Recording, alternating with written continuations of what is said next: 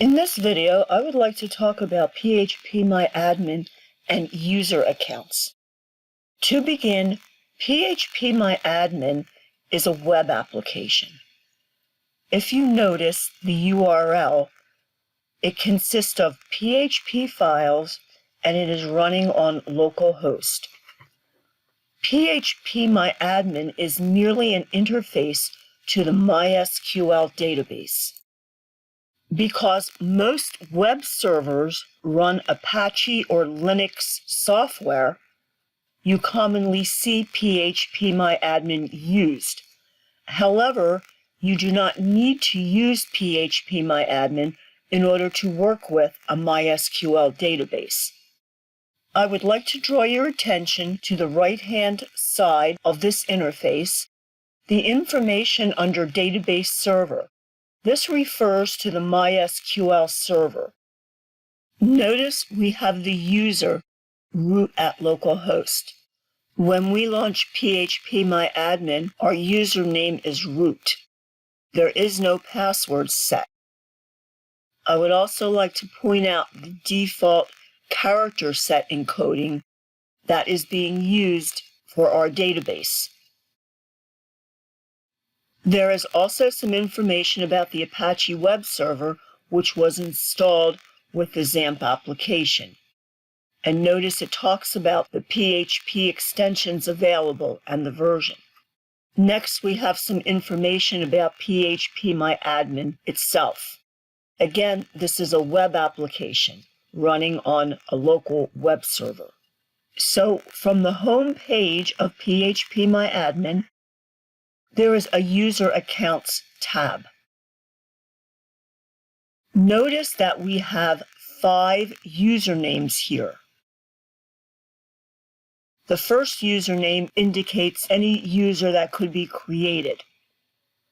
The second username, PMA, that's PHP MyAdmin. That is the username for the administration of PHP MyAdmin.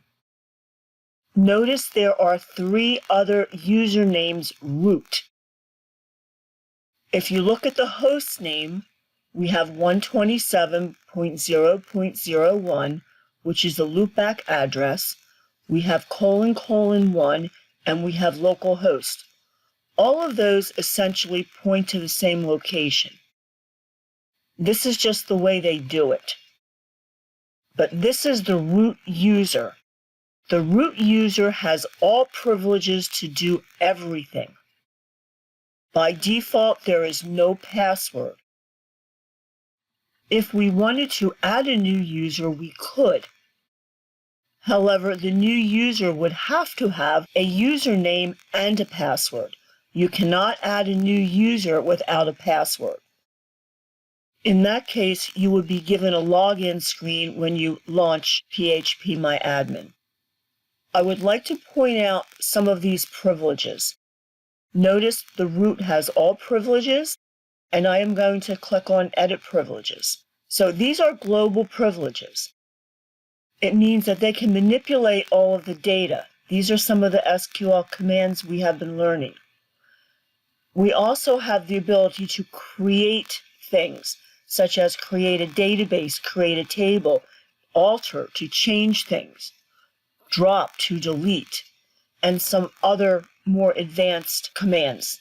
The root user also has total administration privileges. At the top of this account, we have some other tabs.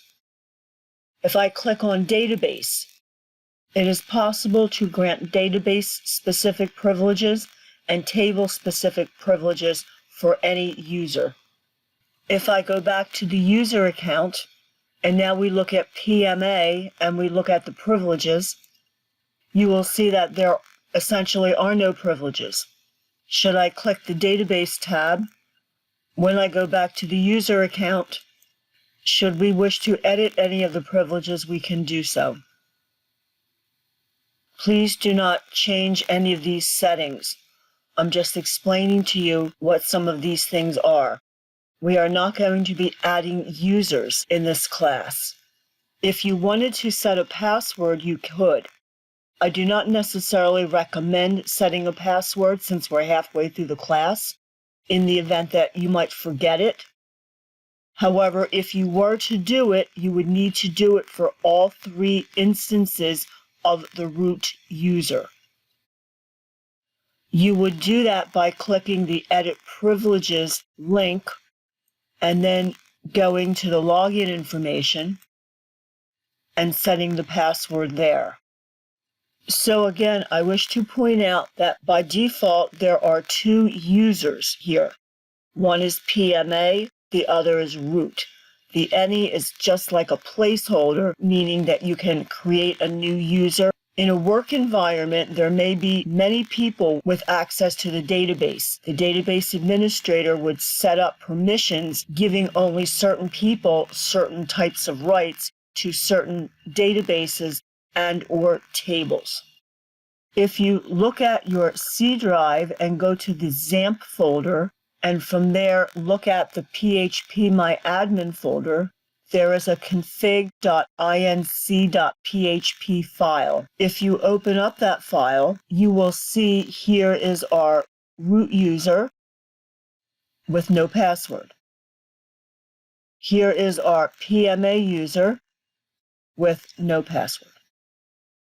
Should you wish to set a password, you can always set it here in the config.inc.php file. It will set it for all 3 root users. If you click on the database, and I will click on the world database, which we imported, and then you click on the Privileges tab, you will see the users having access to that database. Notice only the root user has access to that database.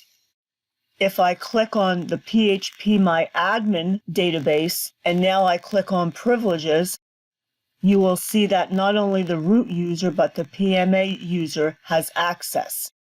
Notice PMA has database-specific access. If you remember when we imported the world database, we imported a .sql file using the Import tab. If you access the files in the XAMPP folder on your hard drive, and if you look in the MySQL folder and try some of the other folders, you will never find any files with a .sql extension. You will not find world.sql. When we imported the world database, what we actually did was execute a lot of commands. And those commands put the data somewhere within the database, and we are just using PHP MyAdmin to show us the data. So in other words, databases do not exist on a hard drive similar to an HTML file or a PHP file. If you were to open world.sql, you would see here is the create database statement. Here is the create table statement. Here are the insert into statements. And if you scroll down, there would be over 5,000 lines of code that actually created everything we see. In the next video, we will start creating our own database. And I just wanted to point that out so you are aware of the fact that what we are actually doing is executing SQL, and the MySQL database is organizing that information somehow. It does not actually exist as an independent file. However, it can be exported as an independent file.